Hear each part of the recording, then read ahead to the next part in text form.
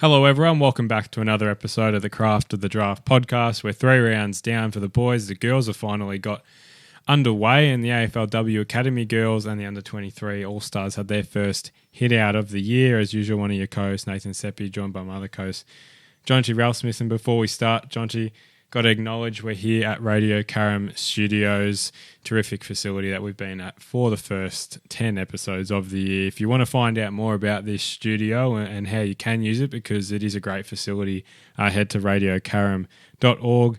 Start off, questions as usual. You first. The question that I'm going to ask you, Nathan, is based on the fact that I was watching the front bar last Wednesday and the Koodabean champions performed, or Greg Champion performed. That's the thing about football. Yep. Now, if you know the clip that goes with this song on YouTube, it's essentially a 2.5 minute video package of the best highlights of footy at the time that clip was made. So what I'm going to ask you is, if you could have 3 players and you could package up their clips to do an advertisement for Aussie Rules Football, who would they be? They have to be 2024 draft prospects. Give me 3 players, and I'll give you 3 as well. I'll start with my 3 and give you a little bit of time to think. My 3 would be Isaac Kako, obviously really exciting, small forward, energetic. Josh Murphy, really, really compelling to watch, hardly loses a one-on-one in the air. And then I have to go with the midfielder, and the midfielder that I'm going to go with is, I reckon, I'm going to go Murphy Reid. I love watching him step through traffic. Taj Hodden, number 1. Yes. That's hard on the spot. Number 2, Ricky Mentha on a good day. Yep. Number 3, under the pump, I'd say Christian Moraes. Yep, I'm glad Christian Moraes got in there somewhere. Well. Yeah. All right, let's get into it. We're starting with the boys, go through round 3. So do some power rankings at the end of the teams. Just clarify it's the teams of power ranking, not the players. Yes. Yet. Yep. Sandy, 86-67, defeated the Rangers in what we said was the grand final previews, what we think.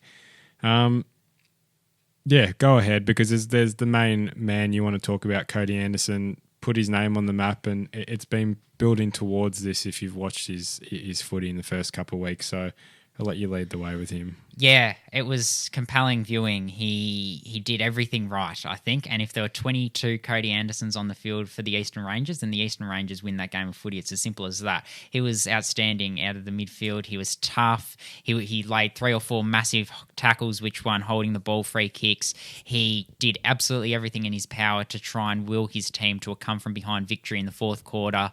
Kicked the first goal of the fourth, which brought the Danny Frawley stand down. Obviously, lots of recruiters sitting in there, and it was a wow sort of goal. He got a 50-meter penalty, but he still had to kick it from outside 50 and did it, and he was absolutely loving the responsibility, and he was shouldering a large responsibility in that Eastern Rangers engine room as well. He opened the game up. Some people question his kicking. His kicking was terrific. He showed his speed. He showed his physicality. I thought it was a complete midfielder's performance. He got the ball. He used it well. He defended. He tackled. He bumped. He released his teammates. He did everything you want a teammate to do. He did everything you want a talent league draft prospect to do.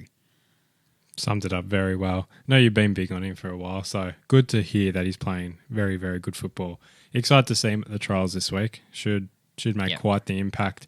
I'll ask you about a Sandy boy who's come back as a 19-year-old and had a very, very impressive back into the Cooper Lord. Tell me a bit about his return. We know he's been playing a bit of Kangaroos VFL, so how was his return back to the CTL? Yeah, and you can see that, that North Melbourne VFL impact, or what the impact has had for him. He's played a bit on the wing and also in the midfield, and we always talked about his 2A running last year. He worked hard again, and it was his physicality that stood out. Clearly, he's played against some senior bodies in the VFL, and that really showed, and got to lots of contests and seemed to rack it up. Finished with the 27 disposals, probably felt like he got more of it.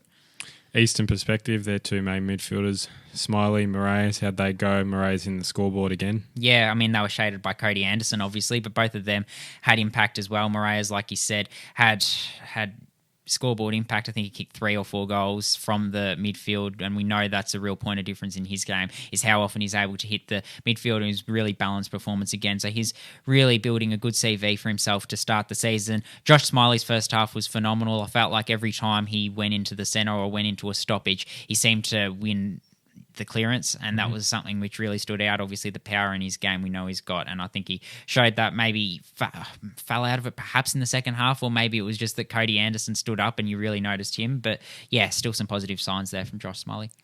Sandy perspective, very good to see 2 youngsters get in the game. Well, we saw Archie Ludowick last week, and yet again he performed really well. Tell me, Xavier Bammett was the other name to that, but tell me about Archie Ludowick.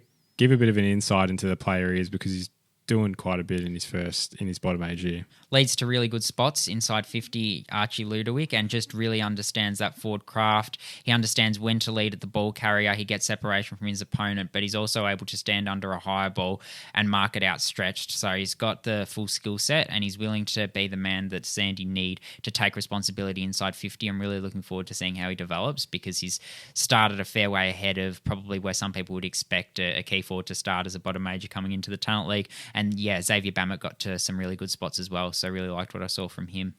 Mitch Kirkwood-Scott, tell me about his game, because he's had a few good weeks in a row now. Yep. Consistency is his game at the moment, so tell me a bit about his performance on the weekend. Yeah, Mitch Kirkwood-Scott, I really like him. He's going to captain Haileybury, I think, this year, and he's certainly going to be a prominent playmaker for them. But yeah, his work out of the back line has been really impressive. I think he defends first, and I think that's been really good, and he's willing to get into a little bit of that rough and tumble, but also when he got the footy as well, he used it well. He distributed well coming out of the back half and was willing to use his legs and run. I think he also laid about 6 or 7 tackles, so that probably spoke to that hunt to do it both ways.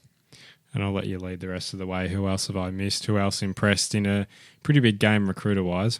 Yeah, I think Josh Dolan was opportunistic, kicked a big goal from 50. I know you've talked about his opportunism quite a bit. I think it was another day which really showed that, and he's building a really good case for himself to be a starter in that Vic Metro lineup.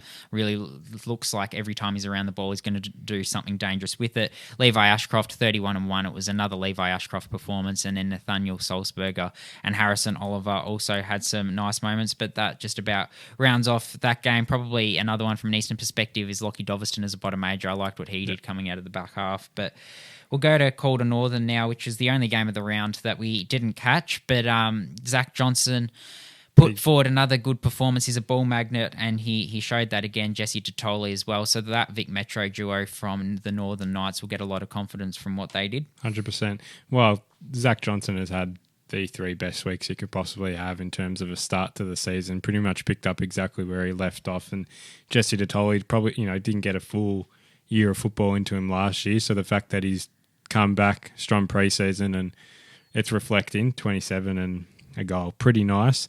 Calder perspective, Damon Hayes put together a really good first 3 weeks, and should definitely be at those trials on the weekend. Oh, absolutely. Yeah, obviously the Calder skipper. Yep. We know he's got a long foot on him as well, and 14 inside 50s and 27 disposals. So worked really hard in the midfield. Massive performance from him, and it's become a trend in these first few weeks. So he has probably been their go-to midfielder. So I've really liked what I've seen from him. Isaac Kako, 2 goals, 3, also 4 tackles. So showed his ability to do it both ways, which is really impressive. And then a few others just to run through. Lucas McInerney, after that big first week's had a really solid fortnight as well. So he's backed it up. Roman Moxon, his first 3 games of Talent League have all shown his cleanliness and his ability at ground level. And Dante Yakovon, probably his best performance aerially as well, taking the 8 marks.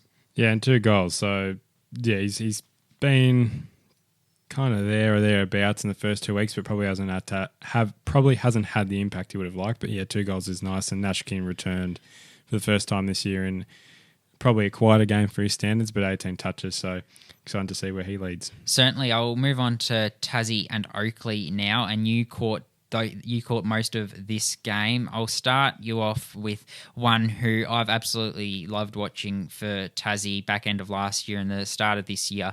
Lenny Douglas, he's got power in the midfield. He's got X factor. He finished with 22 disposals and 3 goals. How did that look to the eye? Yeah, well, his first goal was just in the pocket, a dribble kick that said to get through everyone, and that started his day off really well. He's just so tough, and you talked about that power.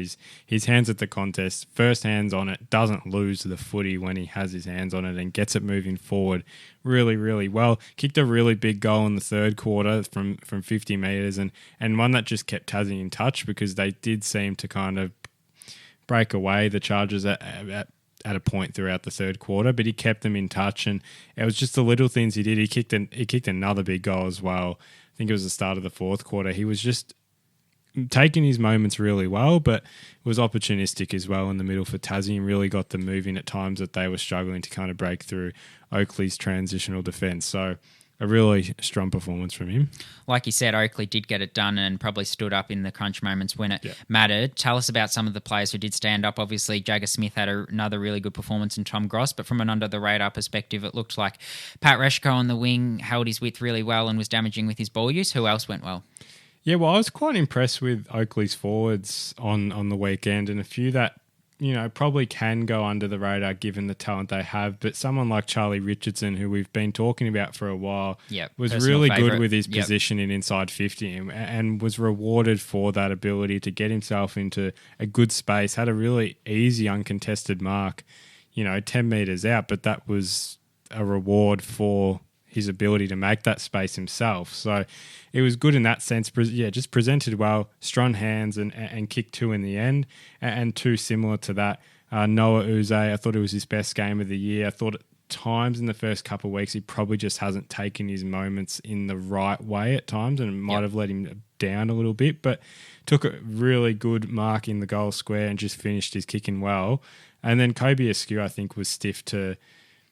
I think we did. Did we mention him last week? Mentioned him last week, but yeah, definitely deserves a proper mention this week. Just really opportunistic, and we saw that last year in his bottom age year. He was getting some games into his system, and it's clearly benefited him because he suits into this talent league system really, really well. So I was quite impressed with those three, and yeah, Reshko, like you said, just composed, out of traffic, the usual, and Tom Gross was terrific as well. I thought his first quarter was outstanding. He was all over it, and tackle pressures very high with Tom Gross. Quinn Mackay, another one, a top ager actually on debut, who I'm told was very good aerially, competed in the ruck as well and did so really well. Couple of defenders to touch on as well. Lucas Tovey in his first match back clunked a couple of nice marks and had some nice moments overhead one-on-one. And Liam Callaghan, you talked about his impact, and I was obviously really big on what he was able to produce in round one. How'd you see his game? Yeah, well, he provides really good contest one-on-one. He had the job on Max Mapley at times throughout the game. Watch this on stream, so it's hard to see when they switch their opponents. But from what I did catch in his game, it was just terrific. And on turnover, he's just so quick to react and understands his role in the back line. And even when if he loses a contest, he backs it up. It's just great accountability, I think, on his end to start the year, and it's signs that he needed to show, and I think he's done that quite well. Anyone you want to quickly name check from Tassie? Connor Lynn's the last one, I think, but both the Lynn boys actually. I mean, Connor Lynn, really good tackling pressure. You notice that with his game, forced the turnover a couple of times, lowers his eyes really well in transition, and Liam Lynn as well. He was really aggressive with the ball in hand and kicked a really good goal in the third quarter, a pretty clutch goal at the start of the fourth quarter as well, so a pretty decent performance from him. And yeah, that's probably where I sit with that game in the end. Very well summed up. We'll move to the country triple header now. Yep. Bendigo against Skippy was the first game. Bendigo getting the chocolates in that one. And there are quite a few standouts from this one on both teams, but particularly from the Bendigo Pioneers, who now moved to 3-0. And they're getting a lot of players who are really putting a good case forward, if not for Vic country representation, then to certainly keep their names there or thereabouts at selection for the Pioneers. One who I was really impressed with, and I'm going to start off with, is James Barrett. He kicked 2 goals for and had 7 shots on goal. And that makes it, I reckon that makes it about 18 shots on goal in the first 3 games. And yes, he's only kicked the 8, and you say only the 8, but the amount of shots he's had. He could have had more, but certainly he always looks dangerous when the ball goes in one-on-one. He always looks like he's going to mark it. He's bigger than everyone else. He's 194 centimetres, so strong, and even did some really nice things at ground level. He tackled really hard, so I really liked what I saw from him. Some others that you like, Nathan? we'll get to Hogan, but before we get to Hogan is Connor Evans, who was really stiff to not get a mention last week, and it was probably just his kicking efficiency that let him down, probably just the first 2 weeks in general, but I thought yesterday was just so reliable. One of their best easily in that back line, just a really good interceptor, the way he reads the ball in flight. And he was even moving up the ground and providing really good presence inside.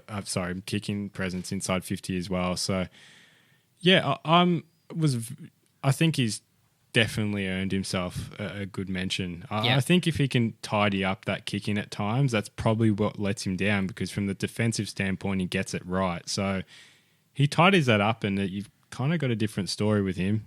Was named best on ground by the Bendigo Pioneers coaches, so that sort of speaks to what he was able to do. Yesterday's Aidan Lockwood was another good one in the back line when Gippy were able to get a run on, particularly in that second quarter. I thought he stood really tall and distributed well, but Lockie Hogan was the main man, I thought, for Bendigo out of the middle. He was on Xavier Lindsay for a lot of time at stoppages, and I thought that was a really good battle to watch. Xavier Lindsay probably had the speed, but Lockie Hogan's improved his fitness a lot, and I thought that really showed. Played a full-time midfield role, and when he got it, he never misses a target by foot. It's quite something to watch. He looks like quite an unassuming character on field. You wouldn't think he'd be the sort that has that kicking efficiency, but geez, you really want it in his hands, don't you, if you're a Pioneer? Yeah, well, he was willing to take on some of those kicks when the ball's sitting pretty much on the 50-metre mark defensively to look in the middle and take on that option a few times, which I think, players don't want to take that risk and have, get the turnover force, and it looks bad on them. But he's willing to take that.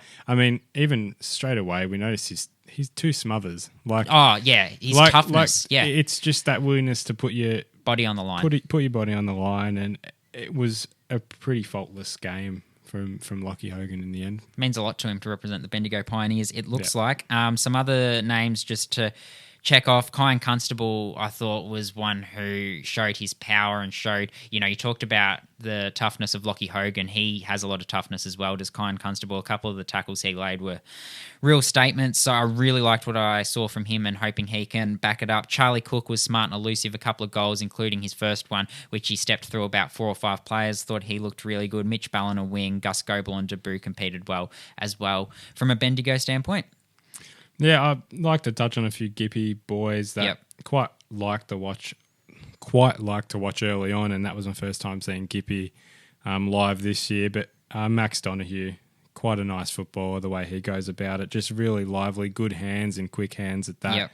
Got on the board with a goal in the end. And Asher Easton, quite liked his game up forward as well. Probably had a quieter second half, but was pretty good in that second quarter when Gippy were getting a bit of a roll on, attacking the ball really well, and just great body work. So lot to like with him. Summed it up well. His 4 scores came in a 9-minute period, so that speaks to how much momentum he did generate quickly, and he also showed he could do it at ground level as well, kicking a snap around the body. From my end, I thought Julian Callahan out of the back line, Will Brent out of the back line, and Brody Snooks, so 3 defenders that played really well there. Brody Snooks played above his size and took the game on. Julian Callahan with his dare, and Will Brent was staunch as well. And then obviously Xavier Lindsay and Willem Dersma, you could talk about them every week and the impact they had. Xavier Lindsay suffered a corky in the third quarter, so he might be a little bit of a watch for this week. Hopefully not, but he played through a bit of soreness late as well. But we move on to the second game in the triple header in Geelong and Murray, and the standout here was a mid-season draft prospect by the name of Will McLaughlin, who we've talked about in the first couple of weeks, but kicked 6 goals, including 3 in the first quarter. So, made a real statement at 185 centimetres. Geez, he's good above his head. Well, we thought we counted 5, but he's down for 6. And, geez, that goal you got on film is blown up on social media. So, appreciate the support on that one. But, wow. He's in one of those modes at the moment where just everything's happening. Yep. I mean, even like in the second quarter, he takes a mark and juggles it out of bounds, and he gets paid the mark. Like, he's in one of those modes where everything is happening, and he's doing really well. For his size, his body work is terrific. Yeah. Leaps extremely well. We know that his athletic profile is really, really good, and his set shot kicking was phenomenal.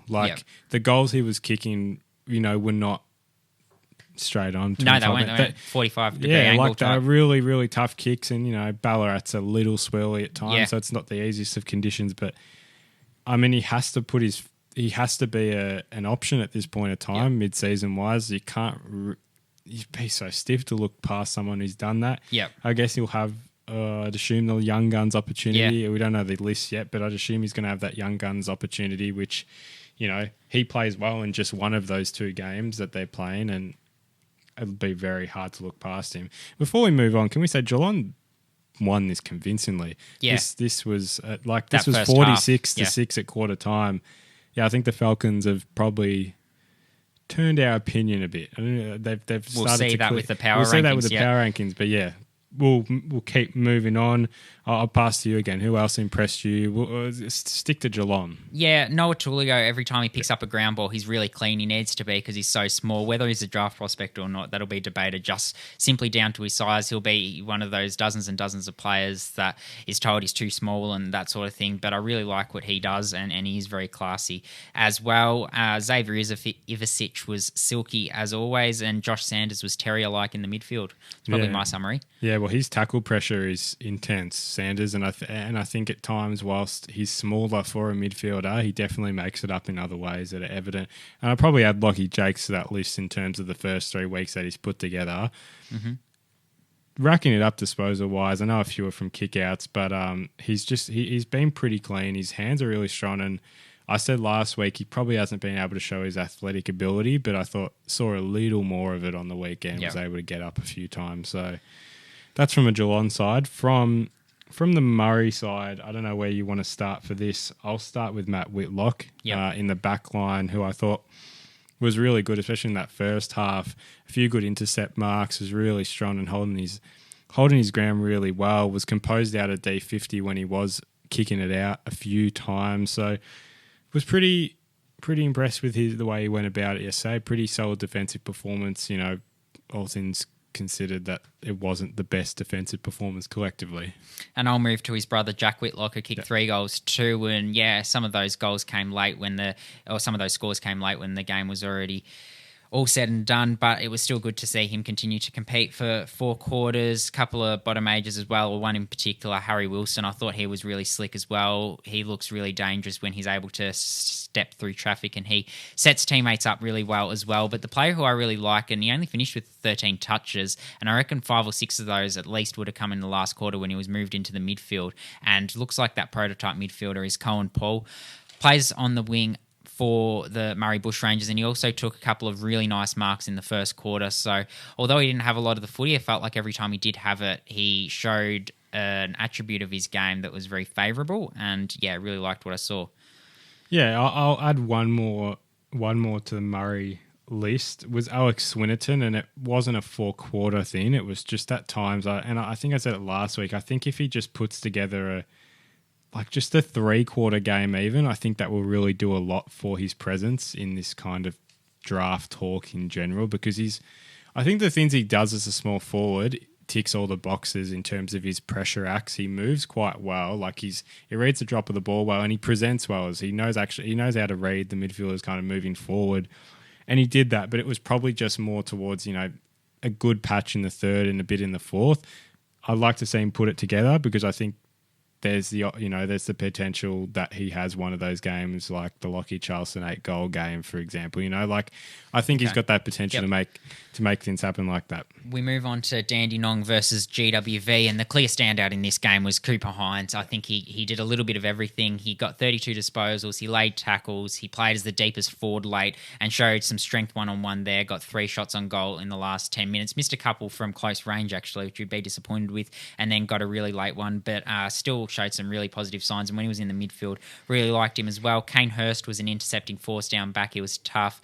The Berwick boy, I think that's his best game at the level, and that was actually a really good performance. Him and Noah Mraz stood really tall when the GWV Rebels did come, and Noah Mraz as well, aerially, he's really hard to beat. So I really liked Noah Mraz's game. He's put together a couple of nice ones now.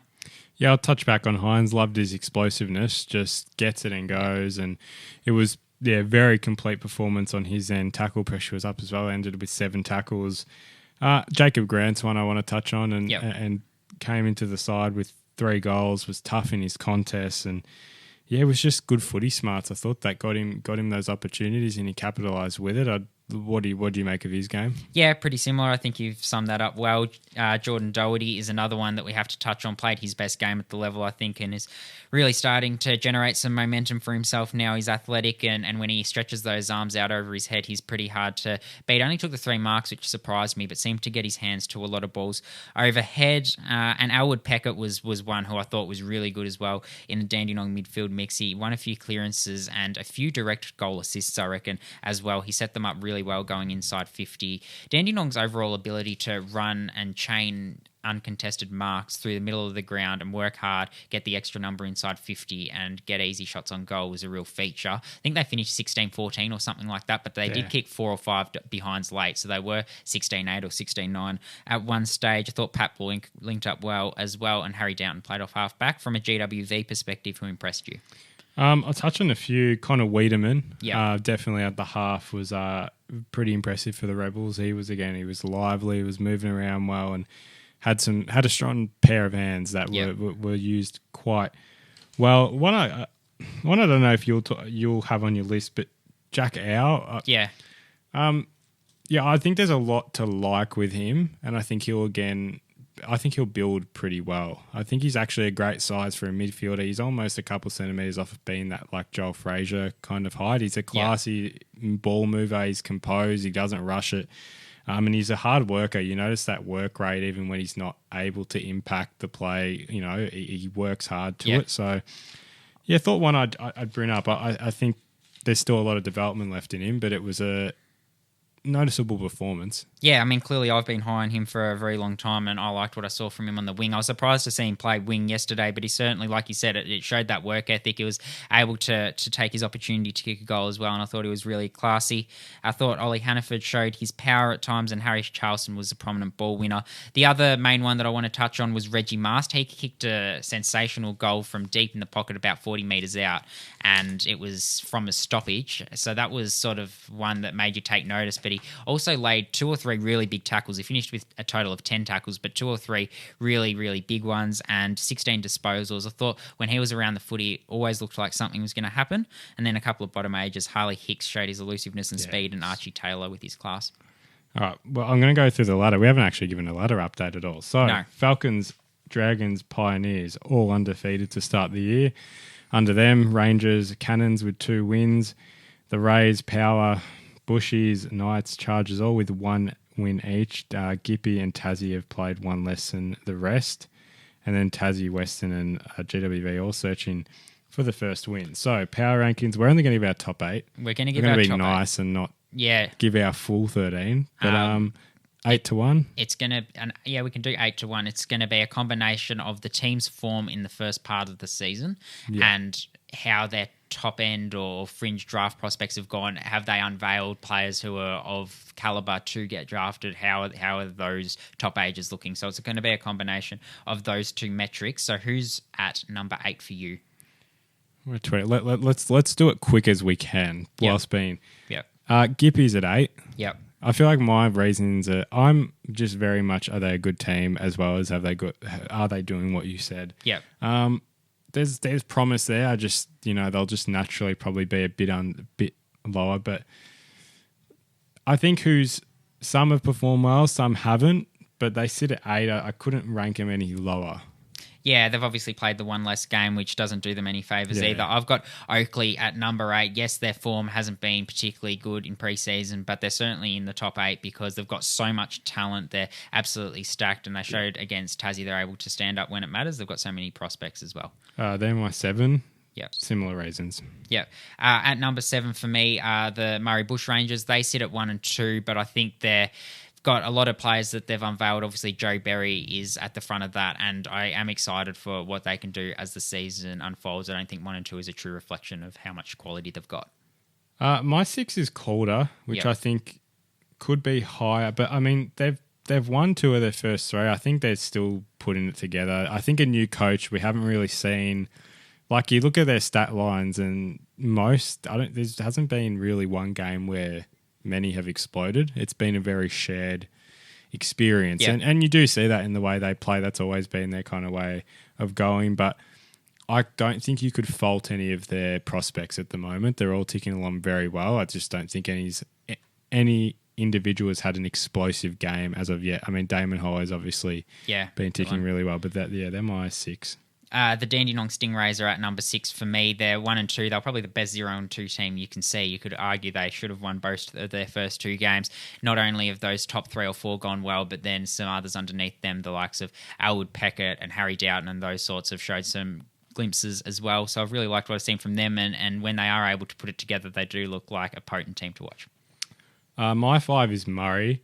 I think they would have been my 3 if they had won all their games, and I mean, obviously this week they got dominated, but they probably should have beaten Bendigo. They were the better team in that one.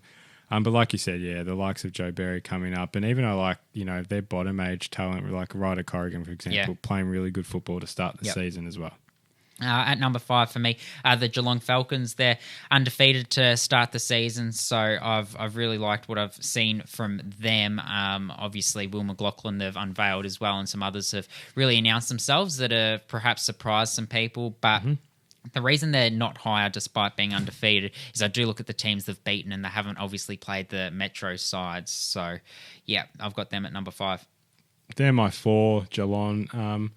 Yes, I mean, if you'd watched the first game against Dandy, they didn't really look that convincing, and I'm surprised they've done as well as what they've done, really. That especially yesterday was a complete shock because they beat the Rebels, but, the Rebels are struggling a lot, and I thought Murray would probably have the best of them, but Geelong are just a team that wins. Like, that's just Geelong. They know how to win, and they play good team football. They're a pretty connected team, and again, can't really fault any of the way their prospects have been going, so they're at my 4. I've got Calder at number 4. You sort of touched on it before, the reasons. I think they're going actually really well, probably a little bit better than what you've got them going when I look at the fact that they've beaten 2 teams that they probably should have accounted for and did so really nicely and were able to show what their prospects could do. And then against Sandy, I thought their prospects actually generally at times stood up. Obviously, they threw a big punch in the first quarter and then they were outclassed, but there were still some nice signs there after quarter time.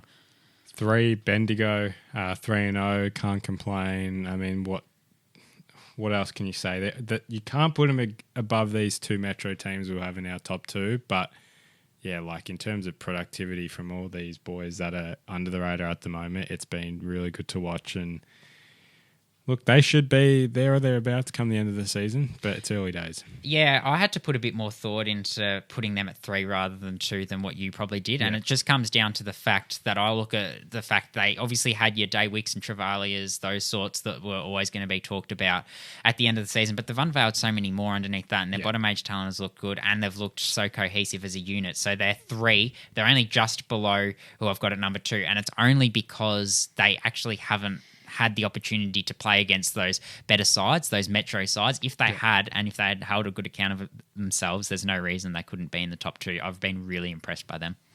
Well, if you're going off the whole how many draft prospects have come alive, that they are technically your number 2. I think Eastern of it. I mean, they just have more talent naturally, so that's why they're at 2.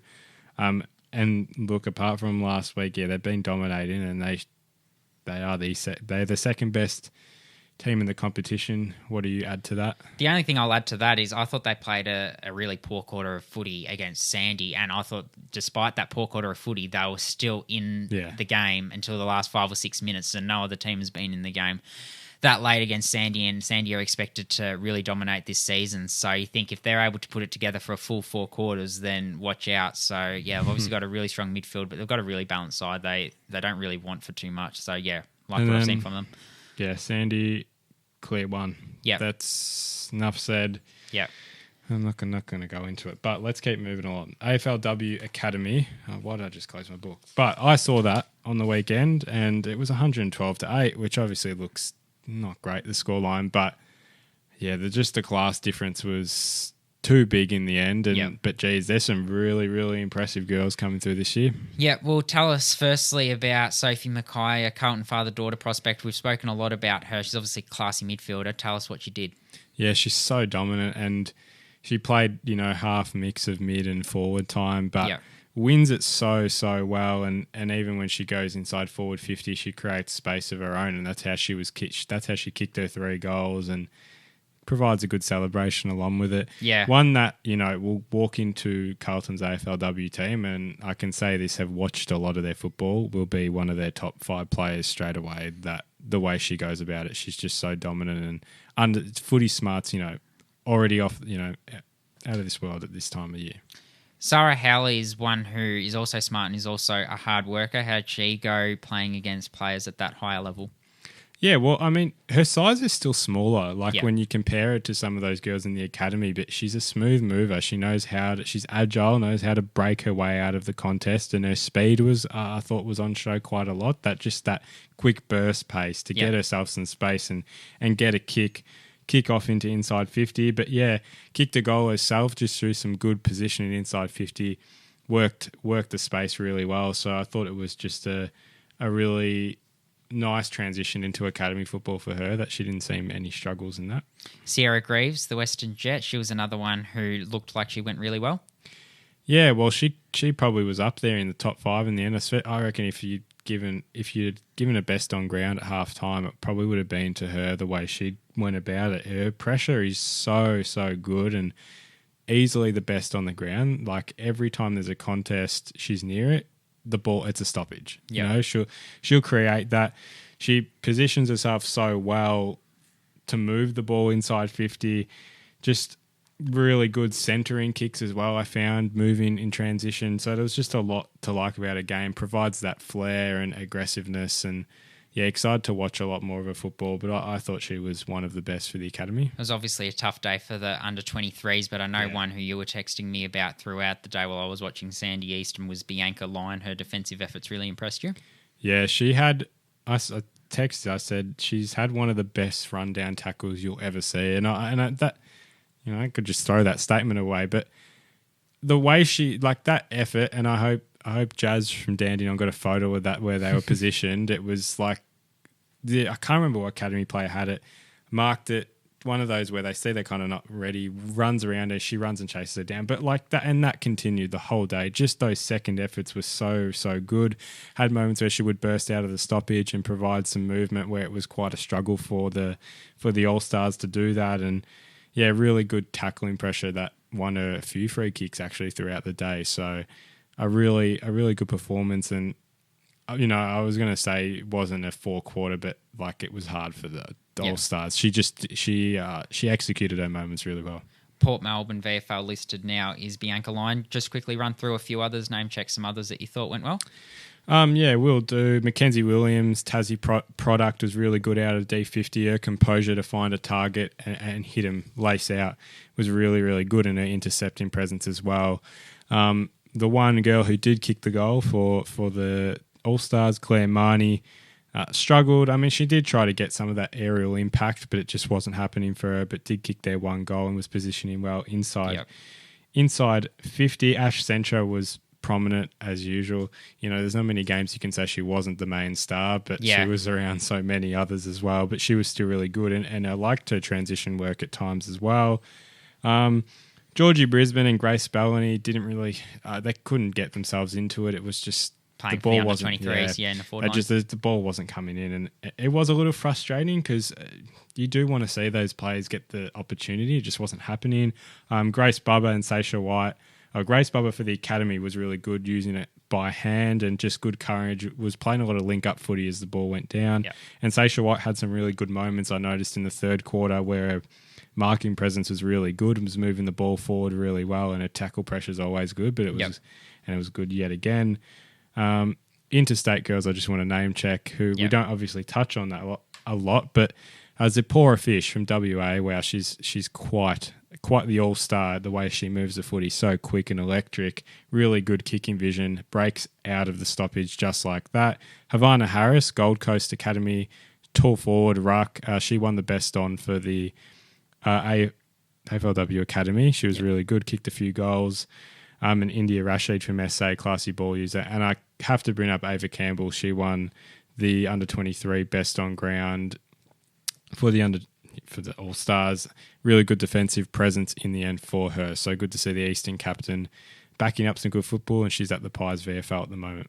We'll quickly run through the Coates League round one now for the girls. There were 3 games on. Obviously, they were all weakened by the fact that some of those girls were playing in the under-23s versus AFLW Academy game. But the first one was the Northern Knights getting the better of the Calder Cannons. Marlo Graham, 28 disposals and 2 goals in that one. Hannah Scott, Holly Ridewood and Scarlett Johnson, a few others that went well. For Calder, there was a few that the coaching staff were really pleased with. One was Michaela Kaloob, who was really powerful and brave in the midfield. She was consistent across the 4 quarters. Alana David, playing on the wing, executed her role really well. And then down back, someone who was on debut and was under a fair bit of duress, obviously Northern being on top, was Miller Murphy. She was at fullback and, certainly played her role really well, was really staunch in defence. Ava Gerarda was really important with some of their better players missing. Obviously, Chloe Baker-West and Kyla Forbes playing in that game that you watched, but she was one whose leadership really shone through. Amelia Wright and Charlotte Jackson also played well. Sandy Easton. Easton got the job done by 35 points. Pretty convincing, 21 scoring shots to 6 in the end, and kept Sandy goalless until the 4th quarter. So pretty impressive given their outs from the academy game. Obviously, Sandy were without Sophie Mackay and Kira Galaminda, but Georgia Knight, 7 scoring shots, got 3 goals from it. Did catch a little bit of this game during the break of the academy game, and a few of those transitional movements from Easton were terrific. The way they moved inside, there are 3 uncontested marks just out of their own positional awareness, and it was so good to watch in the end. Isla Baldwin, 31 touches, pretty big from her. Yeah, absolutely. She's returning as a 19-year-old after injury really scuppered her draft chances last year, so it's good to see her going well. Taylor McMillan as well, a really balanced midfield performance. We always associate speed and that offensive flair with her game, but she also laid the 9 tackles, which was really impressive. And then from a Sandy perspective, Scout Howden was the major ball winner, and Daisy Flockhart showed what she could do at times as well. Tassie versus Oakley in the end. Well, I turned this game on when we were in Ballarat and I saw 26-0. As I watched it, Tassie kicked a goal to go 26-0 to a really good chain of footy down the wing, and I was like, okay, geez, Tassie are here. Checked later and it was 41-40, and Oakley kicked the winning goal with about 4 minutes left through Emery. So, yeah, Tassie is serious. Tassie is certainly serious. Some bottom ages really performed for them, and they've been high on them since last year. Priya Bowering and Harriet Bingley led the way, but Ava Reid as well, who's one who has a bit of presence up forward. She isn't, you wouldn't call her a tall forward, but she's certainly got a little bit of overhead ability, and she's good at ground level as well. She kicked the 2 goals, but also laid the 11 tackles, so her tackle pressure was really impressive. For Oakley, they've been really big on Abby Vicino's pre-season. I think that really showed. She obviously was really important for them last year and has continued that form with 33 disposals. Well, was up there in the best and fairest last year for the Talent League, Abby Vicino. So, really, really good start to their season. I mean, both teams will be bolstered by some, academy players come the next couple of weeks. But next couple of weeks leads us to round 2 tips for the girls. Friday night will be at this one, and this was my favourite ever game of girls footy I've seen from last year, and it still is my all-time. Dandy and Oakley, 5 o'clock on Friday. Who do you back in this one? I'm backing Dandenong. I'll go Oakley just to split it up. You won the first round 3. You got it all right. I got 1 wrong. Sandy Weston, Trevor Barker on the Saturday. I'll go with Sandy. I'll go with the Dragons as well. Eastern and Northern at Box Hill Stadium. Well, they've got a sponsor now, but I'm not saying that. I don't want to butcher the sponsor name. Eastern Northern, who wins that? I think Eastern will just be too strong. Yeah, the returns they'll have, I'd say Eastern as well. Sunday, Gippy and Murray, both 1 and 2 ends of the state. Who do you back in that one? I think Gippy will be too strong.